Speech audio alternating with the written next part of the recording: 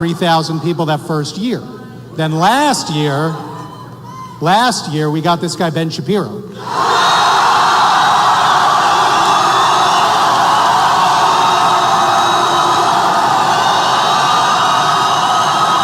So we ended up last year we ended up with about 8,000 people coming to Politicon. So we thought this year, let's get these two guys together. They're both smart. They seem to have a bit of a following. And I think this year we have about 10,000 people at Politicon. So thank you for making this a big success. Your moderator, Ben and Cenk, are backstage. They've got their gloves on. They're ready to go. Your moderator, Stephen Olakara, he's going to come out now. He's the president of Millennial Action Project. Are you guys ready for this debate? Yeah. Let's do it. Stephen.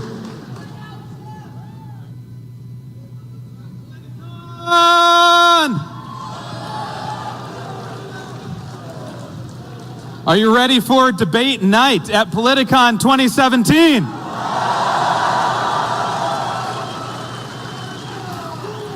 All right. Well, let's bring them out, the people you've been waiting for. First, editor-in-chief of the Daily Wire and host of the Ben Shapiro Show, Ben Shapiro.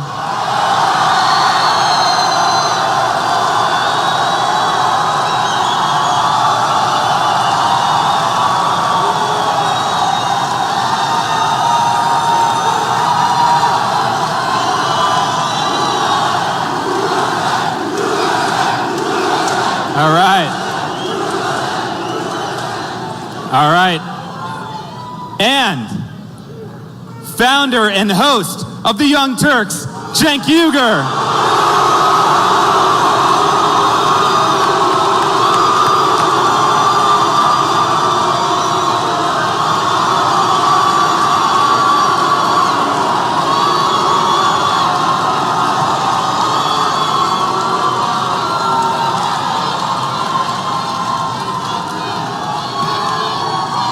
All right. If you guys can be a little more excited, that'd be great. All right. Well, we're here to debate the future of the political parties. And let me just say quickly one thing about the format. I'm going to pose questions to both of our speakers here. We'll have a response. We can have a re-response. We can go back and forth a few times. When we've gone far enough, then I will step in. I might ask a follow-up question, or I might switch the topic. So, are we ready to go, guys?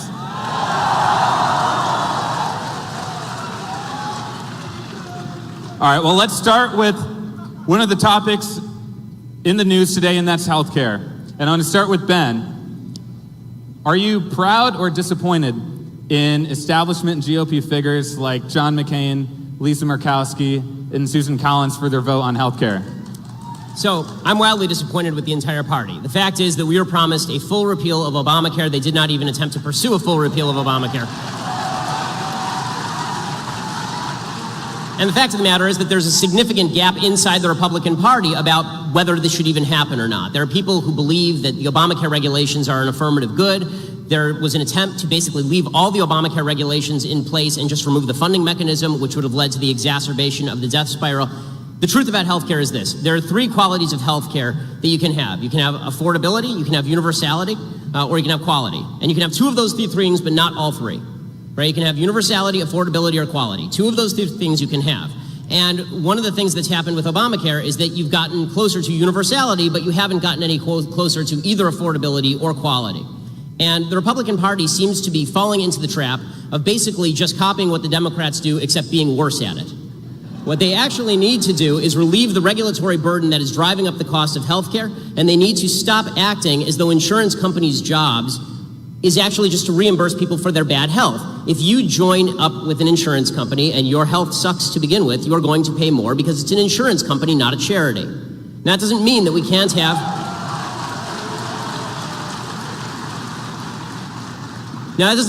we can't have some form of backup for people who have pre-existing conditions. I would hope that the social fabric would help fill that in. This is why I'm a big believer in charity and churches and synagogues filling that gap. But what we can't do is suggest as the Bernie Sanders left does, that health care is an inalienable right, and therefore you can put a gun to my wife's head, she's a doctor, and you can force her to provide care at any cost you want to pay. You can't do that and hope to increase the supply of health care. Health insurance is not health care. They're not the same thing. And anybody who tells you differently is lying or trying to sell you something. Excellent. Cenk, your take on the healthcare vote. Great. Before I do that, first of all, welcome to the Thunderdome.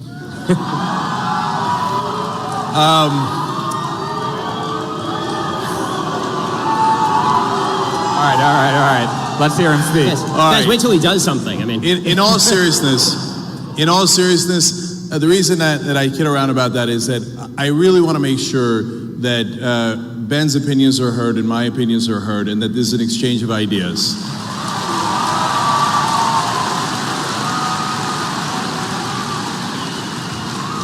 And believe it or not, there are some things that we do agree on, but we won't be discussing those tonight. So on the issue of healthcare, let's get going. So the Democratic Party is incredibly proud that they defeated a bill that had 17% approval rating. It's a low bar, and I'm glad they held. The Republicans have a comical position, which is that why didn't the Democrats help us defeat Obamacare? Well, that's kind of because that was their idea, and why in God's green earth would they help you defeat their own plan? Now, is Obamacare enough? Not nearly. And there are a number of issues that we had as progressives with it, including lack of price controls. You left it in the hands of private insurance, and of course, them being corporations, which Ben kind of alluded to there, they're going to want to make money. And so that is very, very normal. And so I don't think that was the right way to approach it, and it was originally a Heritage Foundation plan to begin with. So I believe that the right approach, and the one that Democrats should pursue next, although they probably won't, is Medicare for all.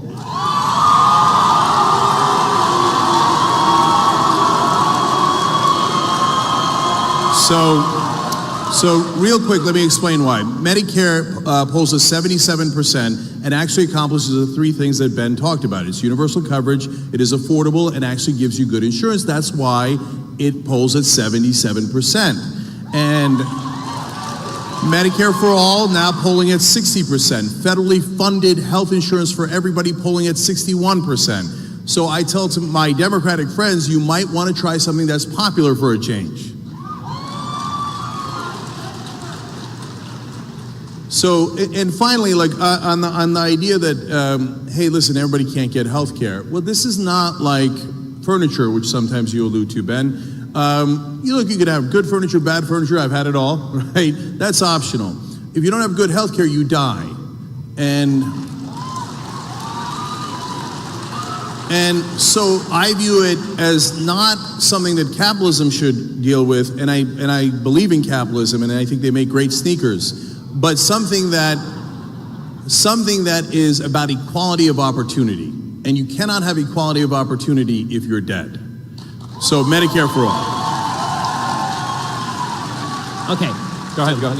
So a couple of notes in response to the Medicare for all shtick. So this is Bernie Sanders shtick, obviously. The problem with Medicare for all is that when people say that it's affordable, this isn't affordable to the person who has the Medicare. It is not affordable to the country. In fact, it is so unaffordable to the country that the state of California was a nut job leftist state, just refused to even pass Medicare for all because it would have immediately doubled the debt.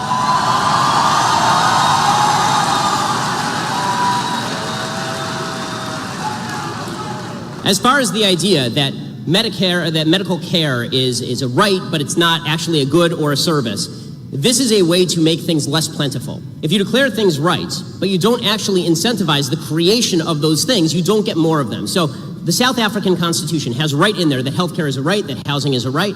The fact is that you don't have good housing or healthcare in South Africa because just declaring things rights does not make them appear. What makes more things appear is a market-based system that creates more doctors, that creates more medical care, that creates more incentive for people to join up. So my wife is a doctor. That means she has to go through 1,000 years of medical training, and we have to spend hundreds of thousands of dollars to make her a doctor. The idea that you're going to have the government come in and then dictate the sort of care that she should provide to each particular patient, and then dictate how much she should be paid for that care, is going to lead to a decrease in the number of people who are going into the medical industry, which decreases the level of care overall. This is why I say that it is better to treat things as goods than as rights, because declaring something a right just means that you have the right to steal it from me. But declaring something a good means that you get a market process that leads to lower prices and better care over time. And the big problem we've had before Obamacare is that it was already treated quasi as a right. You had it heavily regulated on the state level. It is continually heavily regulated. The idea there's a completely unregulated market is absolute nonsense. The reason that you have employer-based health insurance in the first place was as a response to wage and price controls placed in the aftermath of World War II, and employers began giving health insurance as an actual good, right? They gave it as an actual incentive to their employees. If you had an actual individual-based health insurance market, you bought it just like you bought your car insurance, you would see more and better health care for everyone.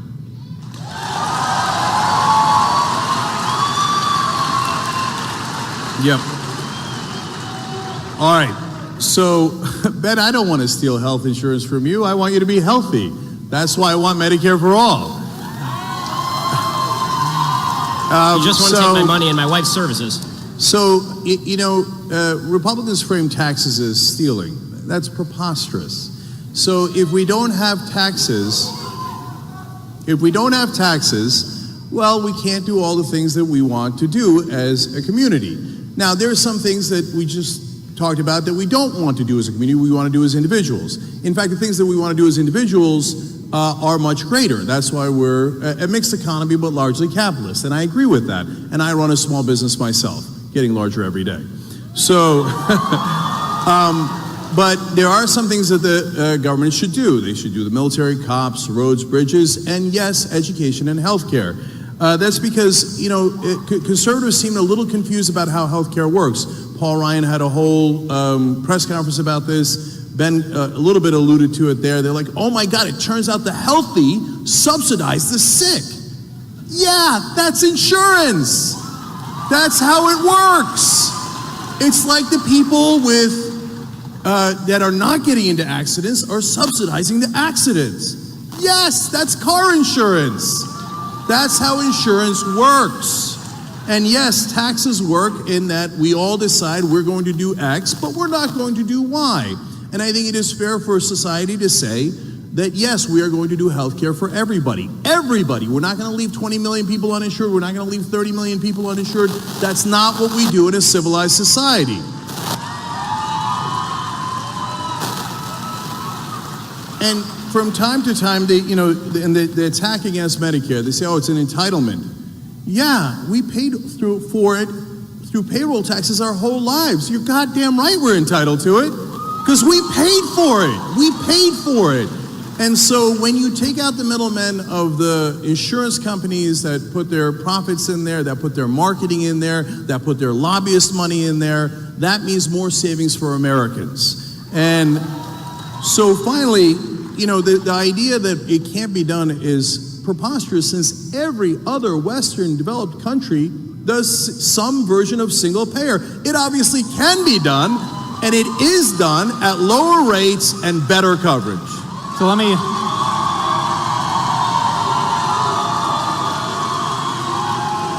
add something to this question, and you can respond to it if you want to, but Cenk referenced Paul Ryan. When the Republicans took control of Congress, Paul Ryan, the Speaker of the House, famously said, we need to switch from being an opposition party to being a proposition party. So what's your evaluation, Ben, of their efforts in that direction to unite the party and move legislation forward? I mean, we all have eyes. They suck at it. I mean, and Paul Ryan is not exactly my go-to guy when it comes to political acumen and genius. So I'd more want to respond to some of the contentions that Cenk was making about Medicare for all and single-payer health care. A couple of things. One, when you say we pay for it, that's not technically true. The idea that everybody who's paying into Medicaid paid for it and now they get out what they paid in is obviously not true. It is a redistributive program, and to pretend otherwise is just silly. The people who are paying the payroll taxes are not the people who are taking out through Medicaid, obviously. Can I just address that super quick?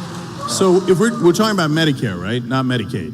Right. So in Medicare, so you're both correct and incorrect. So it's not like I put in $20 and I get $20 back. That part is true. Right. But we all pay into Medicare together, and then we all get it when we are sick. Can I ask you a question? I have two questions, really serious questions. One, what is your ideal tax rate? Because it's going to cost a lot of money for a lot of this stuff. And two, what is your ideal level of medical care? Because the fact is that we can spend millions of dollars on people at end-of-life care. We can spend millions of dollars on surgeries and preventative care. I mean, healthcare is an expensive business, even under a single-payer system, which is why generally you end up with rationing. So what is your ideal level of healthcare that is provided to everyone, and what sort of tax rate are you proposing to subsidize that? Yeah, so those are very, very fair questions. So let's talk about taxes for a second. So conservatives agree or say all the time that the golden era of America was the 1950s and 1960s. Well, there's a lot of truth to that. Our economy was booming at the time, and we became the #1 economy in the world at that time. The tax rate for the highest bracket fluctuated between 70 and 91%. So that is when we were at our best. Now, I want to be clear. I'm also a businessman, and boy, that seems high. It does, okay? And one of the reasons my family were Republicans when I was growing up was because before Reagan came in, the highest marginal tax rate was 70%. So now we are nowhere near that. We have reduced taxes to bare bones, and we have shifted the taxes onto the middle class and away from the rich and corporations. So there is a much better balance to be had. And if you said to me, well, you're going to have $800 in taxes that are new, I say, wow, that hurts. But you're going to save $1,000 in premiums, deal. That is a deal I will take every time because I can do math. Okay. So that is the beginning of your answer to taxes. And then you said how much care. Well, so that is something that all the countries that do single payer or a version of single payer struggle with. And they have learned a lot of lessons. And if we stop saying, America's #1, we might actually just, first of all, on this issue, we're number 37. So, and if we looked at what Japan is doing so well, keeping costs down to half of ours and less, we might actually learn something from Japan, Switzerland, and other countries. And by the way, when we say Medicare for all, Medicare Advantage exists. So you can actually add private insurance on top of that. And I find that perfectly great. I have no problems with that at all. So that is the government making sure you don't die and actually lowering rates for you. And then if you want more insurance, no problem. So all this sounds great, except for the fact that Medicare, Medicaid, and Social Security eat up 66% of the federal budget every single year. The idea that all of these socialized medicine countries have it so much better than we do, particularly in terms of cancer care, is a joke. We are still #1 in terms of 5-year cancer survival rate here in the United States. And when you talk about top marginal tax rates in the 1950s, there are a couple of things that are worth noting. One, that was top individual marginal tax rates, not necessarily the business tax rate. We now have some of the highest corporate tax rates altogether in the industrialized world. And if you would prefer for us to destroy half of the world before we become the only country that didn't have its industrial capacity destroyed, which is what happened in the 1940s, leading to us being the only productive country on planet Earth, essentially, for the next 2 decades, I'm not with you there. I'm not really in favor of having a giant world war that destroys all industrial capacity across the West, so we're the only people who actually have the capacity to produce anything and just markets that we can provide to. Right. So, first of all, it is fair to say that, of course, the 1950s and 60s were different. We'd just come out of the war. So, but you have to consider all the different factors. So one was that factor, and the other factor that was the one I mentioned. So when Republicans and conservatives say, well, high taxes by definition will lead to slower growth, well, we know because of our experience in the 1950s and 60s that isn't true. Now, you can say there are other factors, but you can't say that the highest marginal tax rate being 70 or even 90% slows down growth, because it didn't. And it wasn't in Japan and Switzerland, it was right here. And by the way, as a guy who grew up Republican, I was surprised by that too. I was surprised that Finland's system of non-competition in schools worked, but it does. So we have to be open to facts and understand. So, and on the issue of where we're good and not good in healthcare, sure, there are different areas where we excel. But Ben, honestly, you're cherry picking there, one particular area that we're good. Overall, we're number 37. That is not a good result. Well, you have to break down what that means. So if we're not dying from cancer, we're dying from other things. It's empirical. We are not as healthy.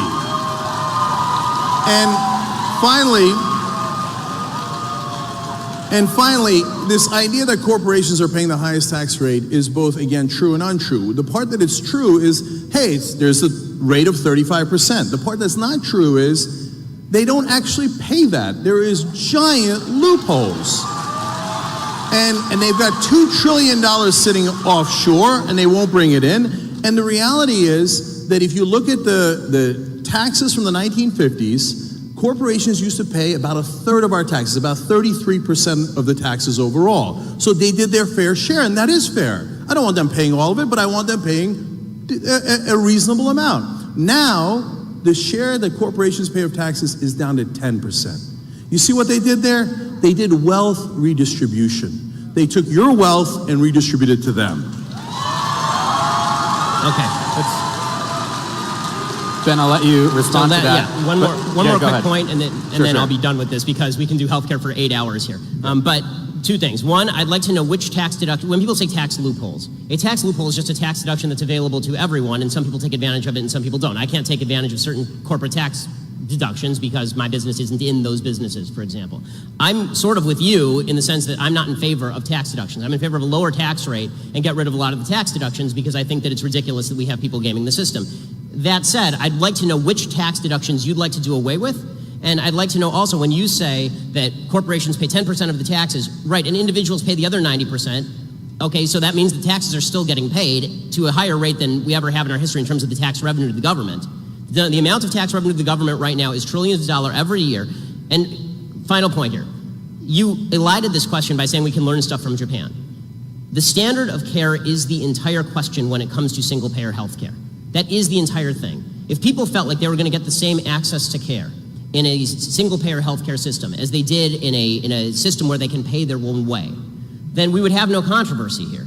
But the fact is that rationing is mandated as soon as you start having the government run the healthcare system and decide what level of care people get. So I don't want anyone deciding what level of care that I can get. I don't want anyone else to, they don't care about me. They don't know my child's name. They don't know my name. All they know is how much I cost. I mean, Ezekiel Emanuel's at least honest about this. Ezekiel Emanuel comes out and says, listen, I want to die at 70, right? I want to die at 80. That's fine with me. I'd rather die at that. Well, that's good for him. But if I don't want to die at 80, or I don't want my father to die at 80, it's none of his damn business.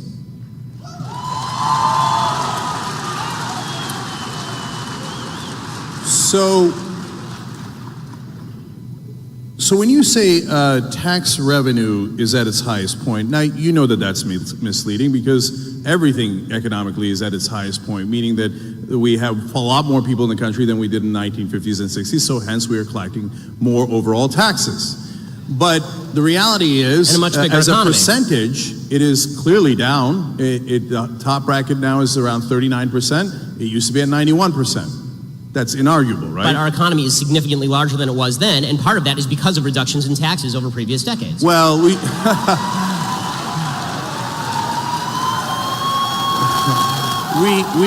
tried supply-side economics. Hey, Kansas, how's that working out for you? So there's this myth that... It's working out for you. Your business is doing great. Okay, yeah. Well, we just had 8 years of Obama. So the tax rate is clearly lower for the richest people in the country. It is clearly lower for corporations, in effect. It is, and so to say that it's a record collection is misleading. So in terms of the healthcare and how that relates to the government, oh, by the way, on one more thing on taxes, you said, name me a tax loophole. Mm-hmm. So yes, there are plenty of those. For example, they hide their money offshore. They do tricks like the double Dutch and the Irish sandwich or the reverse. And I would end that. I would say, hey, you know what? If we've got a 35% rate, here's the new rule. You're going to pay 35%, okay? And you're not allowed to hide your money. I don't care if it's in the Cayman Islands. We're going to make that illegal, Mitt Romney. We're going to make it illegal, okay? And so then every once in a while they do a tax holiday. Well, that must be nice. You remember when you got a tax holiday? I don't remember getting a tax holiday. No, that's only for corporations who bribe politicians. So they brought that rate down from 35% to 5%. And they said they were going to create more jobs. Color me surprised when it turns out they didn't. They offshore taxes. They took that 30% extra, put it in their pocket, gave it to their executives, and created no new jobs. Because that's how it works if you just trust corporations to do the right thing. Corporations are not evil. They just want to maximize profit. That is what they're built for. So please don't be naive and be like, no, but the corporations will look out for our interests. No, they look out for their bottom line. Well, and finally, just last quick thing, sure. Medicare Advantage. You keep saying rationing healthcare, but Medicare gives you the bare minimum, and people seem to be very, very happy about it given how well it polls. But you can do Medicare Advantage and get more. I want you to be able to do that. If you're incredibly rich and you want every kind of treatment, I don't want to deny that to you. Get Medicare Advantage. So Ben, let me just ask, if you can respond to that too. The problem is when you pay a higher tax rate throughout the course of your life to pay for all of the Medicare that you are talking about, you don't have enough money to pay for Medicare Advantage in many cases. And as far as this idea that corporations they don't have any of your interests at heart, you're a corporation. TYT's it's a corporation. You have 80 employees.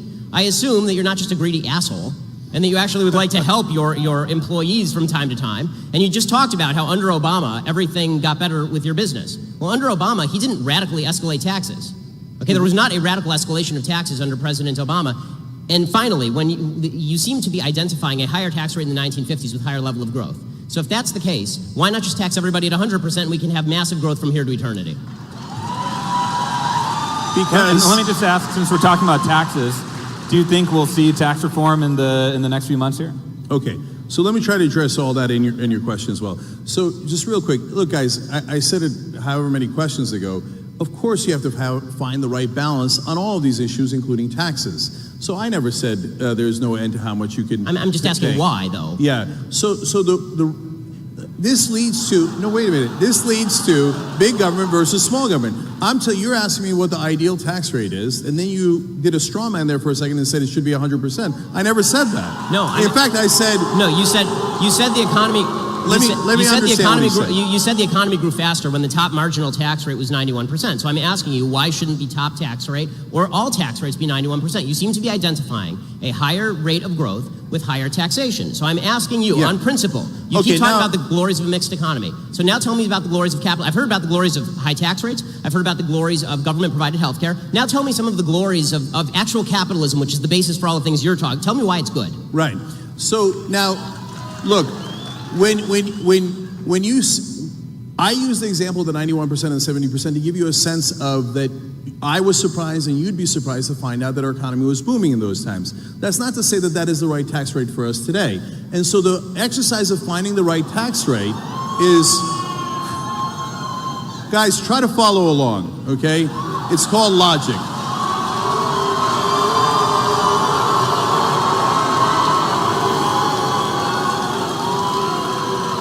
So it would be preposterous to set the tax rate at 0. It would be preposterous to set it at 100%. So what we have to do as a society is figure out where we can maximize the most amount of good for the country. Should it be closer to 0 or closer to 100? Government, but not too much away from us. So, for example, the reason why when taxes are higher, it winds up being better for the economy is because it recirculates the money. So if you give it to the rich, this is hilarious. If you're uneducated, please at least don't make it obvious. This is the most interesting conversation on taxes I've heard. If you don't know the concept of recirculation of money, then go look it up.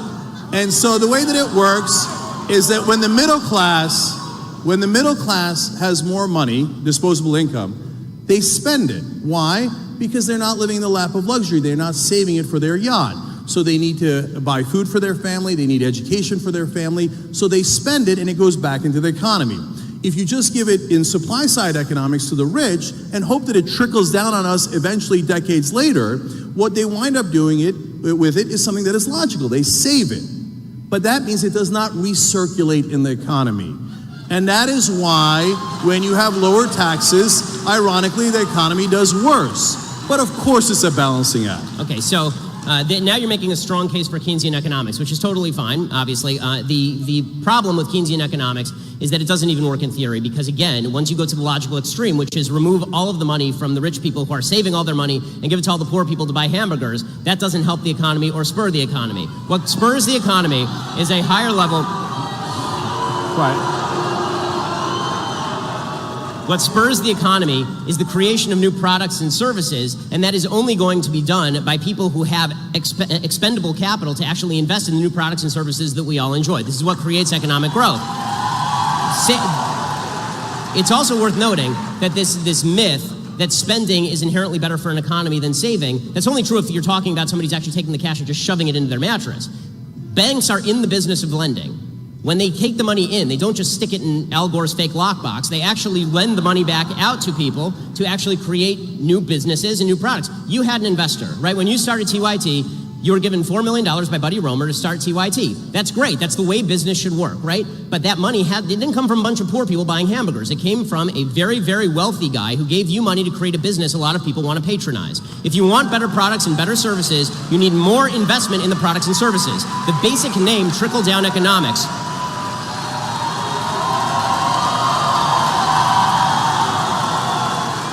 The basic name trickle-down economics is not something that any conservative even proposed. It's a leftist revision of what economics actually is, because you're not giving me the money. It was my money in the first place, created through voluntary transactions that I had with others. I've not stolen money from anyone, neither have you. And the idea that money has to be forcibly taken from you and handed to somebody at the bottom end of the economic spectrum to somehow jog the economy, that may jog McDonald's, but is not going to jog all of the creation of the products and services that make all of our lives much better today than they were 30 years ago in terms of the stuff we have access to. Cenk, I'll let you respond to that briefly, and then we'll switch topic. Yeah. So I'll try to answer that as briefly as I can, and then I'll go on to your question. So when you talk about, hey, the banks they're not going to just keep the money, they're going to put it out and lend it to people, unless they decided to do their own investments, which is what they did because we repealed Glass-Steagall. So it's not as simple as, oh, I have money, so then I will now utilize it or I'll lend it out. So that is way oversimplistic. Speaking of oversimplistic, to say that, oh, well, they'll go buy hamburgers with it, come on. You were the one who said So food. the middle class is struggling right now, and we've turned this into a Walmart economy where people are getting $7.25, and that if you're getting around $10, I think that's about $15,000 a year. So that is serious pain and difficulties. So if you give those people money, it's not like, I just want to go get a hamburger. No, they eat. Desperately need that money, and they will spend it all back into the economy. So that's an economic fact.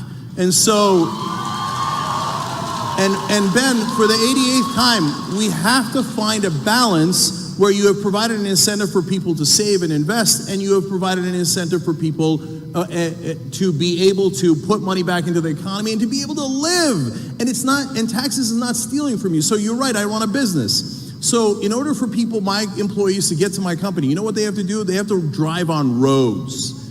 Okay, so it's not stealing from me to build that road. That helps my business. They had to go to school. The fact that they went to public schools allows them to work for me. All these things are things that I benefit from. I didn't build that company by myself. Every single person that works there helped me to build that company.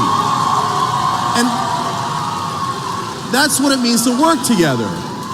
So to answer Steve's question finally, look, what is this Congress going to do on tax reform? And Ben and I disagree on this too, because we just talked about it a second ago.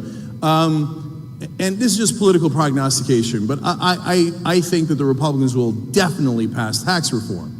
And the reason I say that is because the Republican Party at this point is completely dependent on their donors. And by the way, don't get me wrong, the Democratic Party is also largely dependent on their donors. I think the Republicans are a tiny bit more corrupt. But so I think that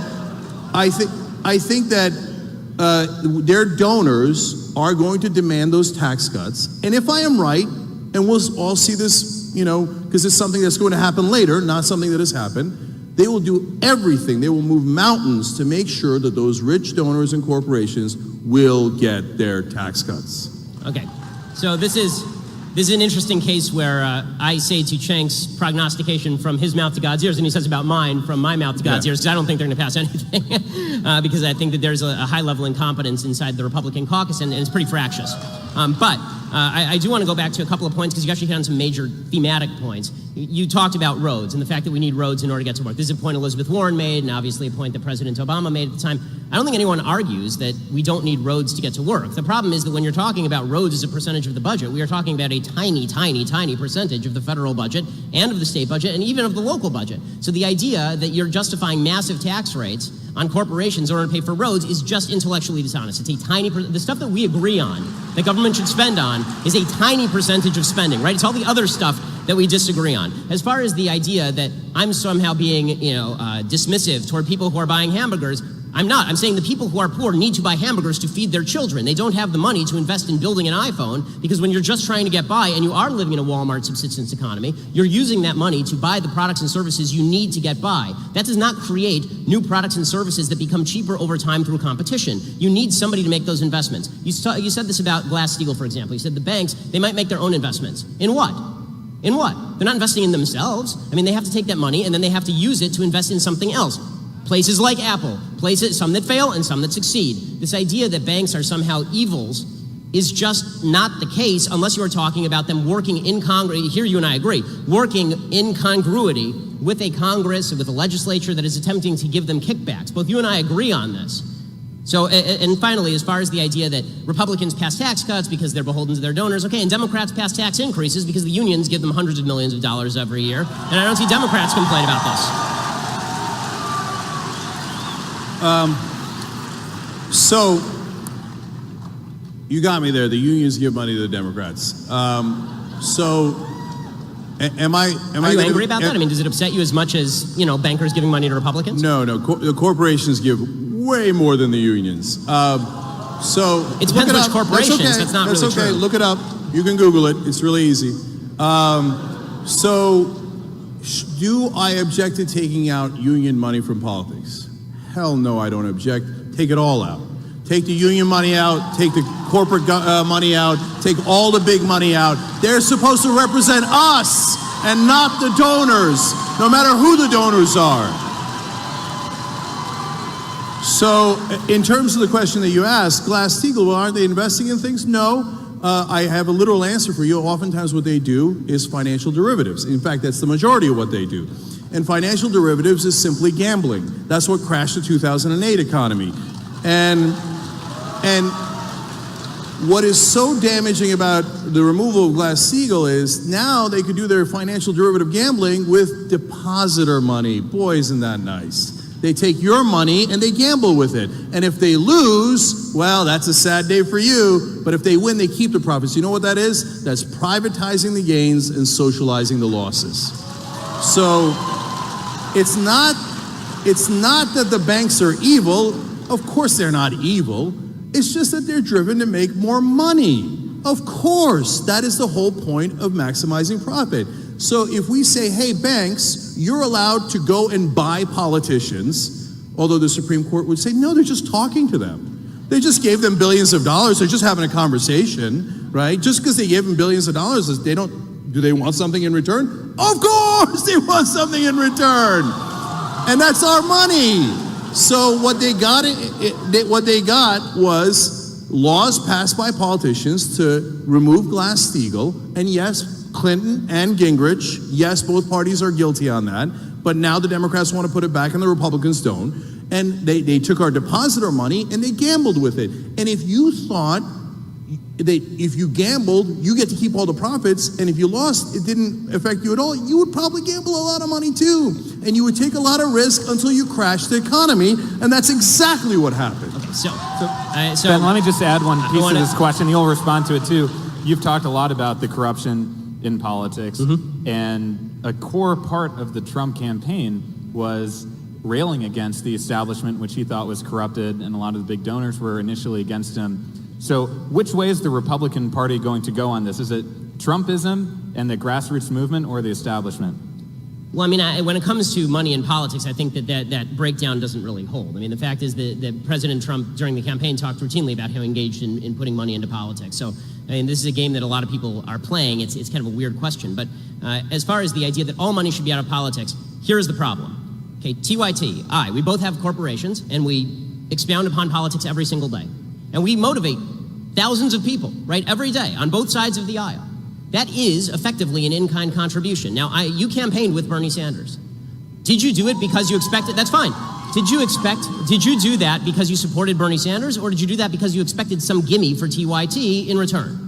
I assume you did it because you supported Bernie Sanders, right? Yes. So, okay. So the point that I am making is to attribute to everyone else bad intent when it comes to political spending in politics, but to yourself, it's totally fine. And when it comes to other media entities that give in-kind contributions on a regular basis through their coverage, this is when the New York Times, which is biased to the left, spends an inordinate amount of time and money reporting on Mitt Romney's idiotic stories about how he was in high school and cutting a gay kid's hair in 1932.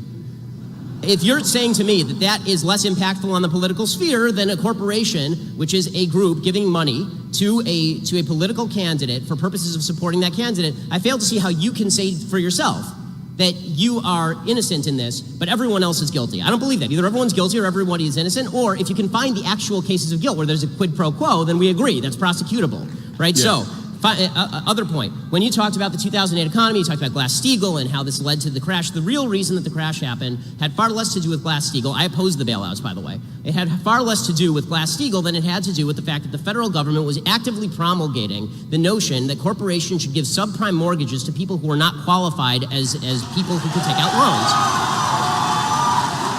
This meant that, as you say, corporations are not inherently conservative, they're not inherently free market, they're inherently profit-driven. So if they felt that they could give a bunch of subprime mortgages and this would inflate the real estate prices, and if things went wrong, they just foreclose on the nearest house, and the market just keeps going up and up and up, and they can just, as you say, turn these into derivatives and sell them on the open market by pretending that these are all good loans because they have government backing, then of course you're going to get an inflated, overheated real estate market. But the question there is not the workings of the free market, it's the combination that you like in a mixed economy, that I hate. Okay, I hate mixed economies in the sense that I don't believe that capitalism and socialism should be mixed, that corporatism is the solution. Okay, what you're talking about is corporatism. You're talking about Glass-Steagall, which freed the getting rid of Glass-Steagall. It freed the corporations to invest in a free market manner, but also they gave a bailout to all of these corporations by essentially incentivizing them to give a bunch of bad loans, knowing that if things went bad, then all the losses would be socialized. The problem there is not the free market. The problem there is a government that is acting as a backstop for bad decisions in the free market by profit-driven corporations.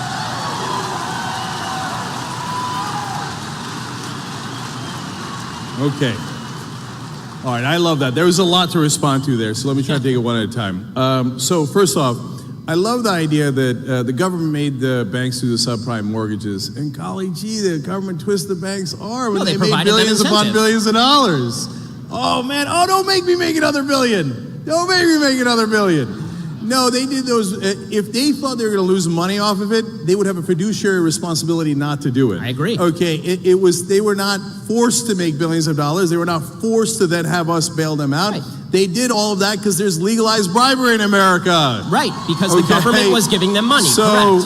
So now let me address that. You say, well, what's the difference between your speech and their speech? Mine is actually speech, and theirs is money. So there's a giant difference. But you spend money on your speech. First off, so they say, no, Supreme Court says, no, money is speech now. No, money is property. It's not speech. And so if money was speech, well, then if you go to a hooker and you say, oh, no, officer, I was just talking to her. Okay, money is not speech. So, for example, to give you a sense of it, to compare me saying I like Bernie Sanders and you saying whoever you like is the equivalent of this is obviously nonsensical. I believe it's obvious. So in a recent five-year period, the top 200 corporate givers, they both in donations and in lobbying spent $5.8 billion, okay? So that is not the same thing as me saying, hey, I like what Bernie's saying about college and Medicare. And when they did, why do you think they did? It was not because, hey, they genuinely like Bernie or Trump or Hillary. Because in return for that $5.8 billion, they got $4.4 trillion in government subsidies. So, which leads to, I actually think, the biggest point here, the difference between big government and small government. So, a lot of times conservatives say, oh, you guys like big government. That's not true. So, let me explain. If I ask you, hey, you got a plumbing job, what would you like, big pipes or small pipes? I don't know. What's the job we have? It depends. It's the same thing with the government. Okay, what size government would you like? I don't know. What's the job we have? So to say big government or small government doesn't make any sense. So, for example, do I want a big government that invades Iraq? Hell no, I don't. No way. And Ben, you were vociferously for the Iraq war, so in that sense, you loved big government. Couldn't get enough of it. And I could go on and on and on. Republicans say, no, we don't like big government, but we'd like to be inside your uterus.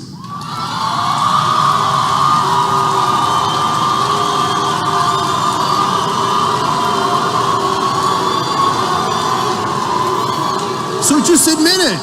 It's no problem. Just say it. Say I love big government. It's okay. So you're talking about when you like when you're rich and you want tax cuts. Oh no, I don't want big government. I want small government. But when it's convenient for you and you'd like oil subsidies and you'd like wars and you'd like to meddle in people's private lives, then you love big government. Okay, I need to respond to some of that. Yeah, definitely. Okay, so first of all, I'd like to point out that Cenk's big government, small government dichotomy was proposed by you, not by me. I talk about the proper scope of the government's involvement in particular areas the same way that you do, and we may disagree on all of that. My point is that overall, if you're talking about the level of government spending, it needs to go down, and you believe that it really needs to go up. Okay, so it's disingenuous. It depends. Not on war, does it? No, but overall. Not on the war on drugs. Not on so many of those wasteful programs. It depends. But overall, you want the federal budget increased. Overall, I would like the federal budget decreased. To pretend that this is not true is to lie. Okay, and when you suggest that there is no difference between, we just have different visions of what the government should cover, these things cost different things. Okay, the war in Iraq was very expensive. You know what's more expensive? Social Security, Medicare, and Medicaid. All of these are vastly more expensive than the war in Iraq and Afghanistan.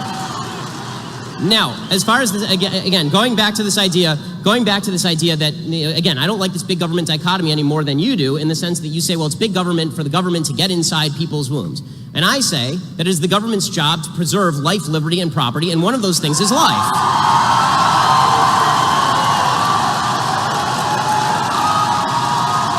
To protect you from someone else taking it, okay? To protect you from someone else taking it. Now, when it comes to the idea that all money in politics is bad, again, I ask you, final question, final point on, we're going through 10 points at a time here, but final point here. When you say money in politics is bad, again, I ask you, Buddy Roemer gave you $4 million to start TYT. What did he expect in return? Should he not have given you money? Was the money not speech? It was just money, after all. It's just like a hooker, I assume. So are you the prostitute? How did this work?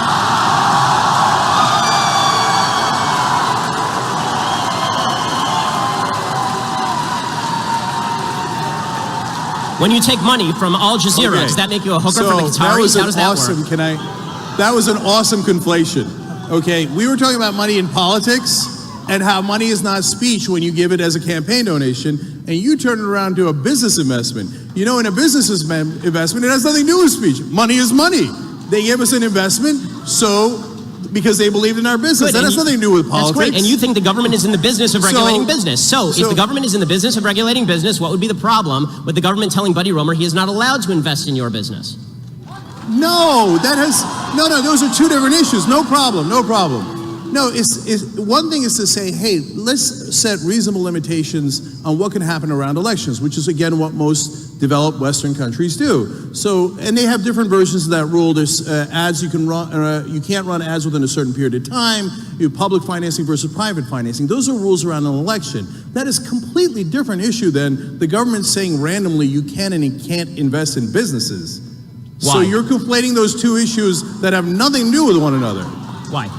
So let's just what does why mean? Because it's you believe in education, so why don't you believe in healthcare? Because it's a free country, and I get to spend my money wherever I damn well please. So as we're coming to the close here, we're going to do one more. I gotta ask him. All right, very quick. So very you quick. damn well please. Okay, so when the Koch brothers or Bloomberg or Soros puts in hundreds of millions of dollars into elections, you think, well, I just do them because they're good guys and they damn well please buying all those politicians. Or you think, no, the politicians would never be affected by hundreds of millions of dollars in legalized bribes. Okay. And you can't just spend your money anywhere you want. Of course there are rules. You can't bribe people. Right. There's many things you can't do with your money. And one of those should be bribing politicians, but we made it legal. So I'm curious what your opinion on that is. Do you think that they're just golly shucks, they just mean well? Cenk, you're a lawyer, so you know that bribery requires two parties to the bribe. If I give money to a politician, there must be something in return. If there is no quid pro quo, there is no bribery. You think there's nothing in return? Well, you think the politicians don't do those favors? I think very often there is something in return, but I want you to point me to the things that are in return, not just say that all spending on politics ought to be forbidden except for the Young Turks. No, that is of course not what we say. if you want to get money out of politics, and then you said the Young Turks cannot donate money to politicians, I'd say, of course, that's the whole point of getting money out of politics. Wait, so Cenk. So this idea that you, Cenk, come on. It's so disingenuous. Cenk. Even if you're a Republican and you're a conservative, you think there isn't crony capitalism? You think that $4.4 trillion that went in subsidies isn't question. because they got campaign donations? You know it's because they got campaign donations. Cenk, okay, final question. This is going to be the last word on Final this. thing here Last on this, word. okay? Final question on this. So, Young Turks is super successful. We have 80 million uniques. It's wonderful. Do you think Thank Bernie you. Sanders would care more if you gave him $10,000 or if you dedicated your entire network to kissing his ass for an election cycle?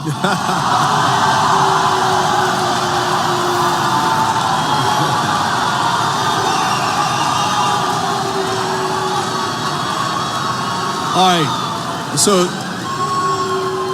two things about this. First of all, I think you and I will agree that what we did in praising some of Bernie's programs, a lot of Bernie's programs, but not all. For example, I disagreed with him on guns, and I thought Hillary's education program was slightly better than Bernie's. And by the way, I agree with the Republicans on the Export-Import Bank. So it's not blind allegiance. That is not what we do, not remotely, okay? Second of all, I think you'll agree with me that the mainstream media kissing Hillary Clinton's ass for 2 straight years was a much bigger problem. Would you outline? Now, the distinction that you're asking for, and now I've answered, I think, 4 times is, one is speech, and by the way, protected, you said life, liberty, and pursuit of happiness. I think we all agree to that. I got a big applause line. I also agree. And in our Constitution, the First Amendment is right to speech and freedom of the press. So that is that rubric. Money is not in the First Amendment. There is no right to spend money on politicians. Money is money, speech is speech. All right, so let's do rapid fire now as we come to the close here. I think, by the way, there's wide agreement about the corruption in politics, maybe different ways of how to deal with it, but this has been a very good conversation. So I'll go first to Ben. As we look at 2020, what will be a winning message and who will be a winning candidate on the Republican side in 2020?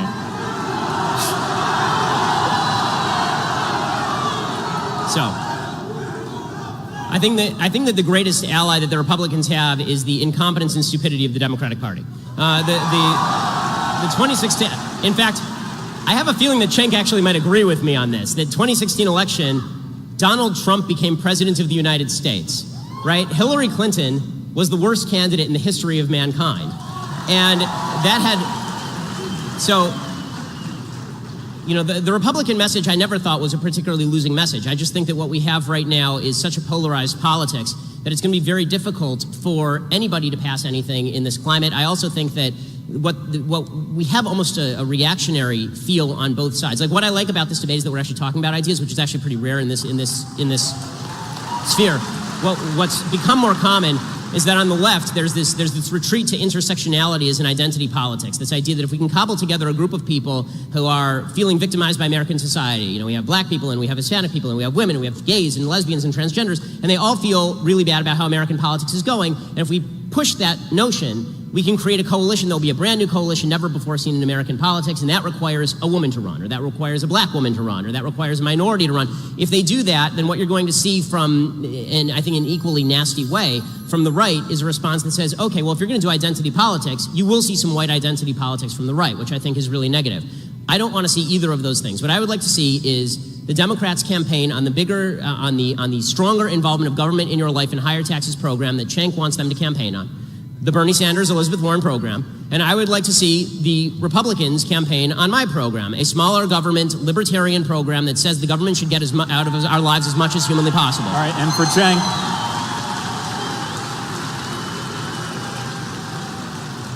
Cenk, what will be a winning message and who will be a winning candidate for Democrats in 2020? Yep.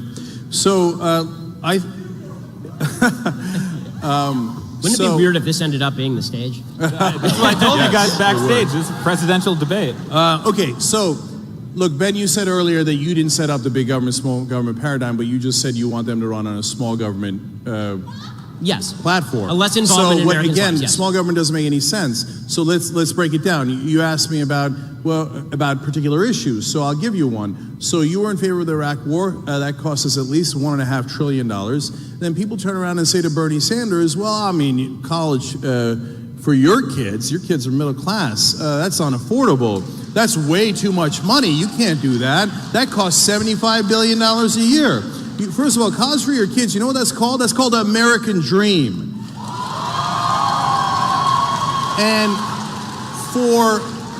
And for one Iraq war, for the cost of one Iraq war, we could have gotten 20 years of free college for all those kids and the American Dream. So it isn't about big government or small government. It's about what do we do with the money. So that $1.5 trillion could have gone to us, could have gone to the middle class, could have gone to a better economy. Because when you go to college, you come out, you start businesses, you engage in this market, and you make things better and you employ people. We could have used that for us. Instead, we wasted it in Iraq. And by the way, I believe, Ben, you want to get tough on Iran, you want to rip up the deal, etc. If you thought the Iraq war was a waste of blood and treasure, wait till you get a load of what happens in Iran. So we're not going to make that mistake again. We're not going to make that mistake again. So what would I run on? Look, this idea of the identity, that Democrats run on identity politics, and some of them do. But let's not forget that Republicans do the same and worse. Who was the one who came up with the Southern strategy? That was the Republican Party.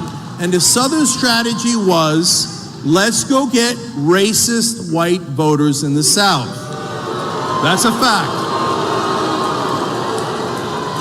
So, once again, it's this wonderful capitalist invention called Google. Google it. So, two Republican chairmen have said, yes, we did do that strategy, and we apologize. So that's a fact. They're the ones who invented identity politics. So when you like identity politics when it serves your interess, but all of a sudden when we say, hey, can black people have the same rights as white people? Oh, identity politics. Can gay people have the same rights as straight people? Identity politics. It's called equality. Look into it. It's called America. Okay? All right, well, I think we now know. USA! USA! USA! All right. Equality for all of us! Okay. All right. I want to respond to this is a Ben, point. just very quickly, and then we'll have to wrap it up. This is very quick, okay? Very quick. Okay, I want to respond to a point. This is a point that Cenk made last year in his debate with Dinesh repeatedly for about an hour. Was the Southern strategy with regard to the Republicans. Okay, I'd like to point out the idea that the entire South solidly moved into the Republican category because of the Civil Rights Act is historically false and has been debunked multiple times by people ranging from Sean Trent at Real Clear Politics to professors at the University of Pennsylvania. And there's a bunch of ways to debunk it, including the fact that the Congress did not switch Republican in the South until 1994. Okay, did it take 30 years for the racists to realize what was going on? 21 senators from the South were Democrats. How many of them became Republicans after the Civil Rights Act? The answer, 1. The other 20 stayed Democrats. In 1952, Eisenhower did not win a ton of the South. Eisenhower did win, however, 7 states in the South in 1956, after he sent federal troops down south. The reason that the Republican Party started to win in the South, it began in the 1950s, not after the 1964 Civil Rights Act, and it was largely due to the movement of industry down south. It was new fringe members of the Republican Party, younger members of the Republican Party, who switched over to the Republican Party in the South, not old Democrats, who remained old Democrats and are still old Democrats today. All right. So I'm going to jump in here. Okay, I got it. Real quick. You're right. Very quick. By the way, final vote, sorry, Jimmy the Carter launched his 1980 campaign at the headquarters, that town in Alabama that was the headquarters for the KKK. So to pretend that it was only Republicans playing the bad and evil race strategy is just a lie. All right. Okay. Last word. So that was him responding to his own thing. Okay. So, real quick, because you're right, we had a whole almost an hour-long debate on the Southern strategy. You guys always cherry pick certain windows of time. In this very narrow window of time, this people came to that. I just went from 1952 to 1994. Hold on. if you're so right, why did two heads of the RNC come out and say, yes, we did the Southern strategy, and we apologize? Why did Pat Buchanan say to me on MSNBC, yes, we did the Southern strategy, yes, we got whites to vote for us in the South, and we had a good run, okay? It wasn't me saying it, was Republican leaders and Buchanan who did it at the Nixon campaign, admitting that that was exactly the strategy. And there were some members of the Republican Strategy Council who were doing evil things. That doesn't mean all the people who voted for the Republicans were voting for them because of those things. And to impute that motive to tens of millions of people down south is to ignore not only every public opinion poll done, but also to fail to recognize history. All right, I'm going to cut right in here. So, first of all, I think we figured out who this crowd wants to run for president in 2020. Ben Shapiro. Cenk Uygur.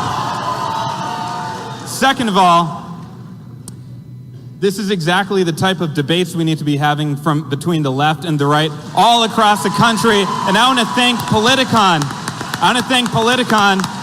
Because this is exactly what we need in America. If we're not listening to each other, then our democracy won't succeed.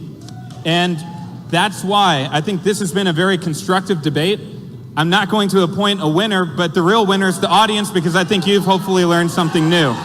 So please join me in thanking our debaters tonight, Ben Shapiro and Cenk Uygur.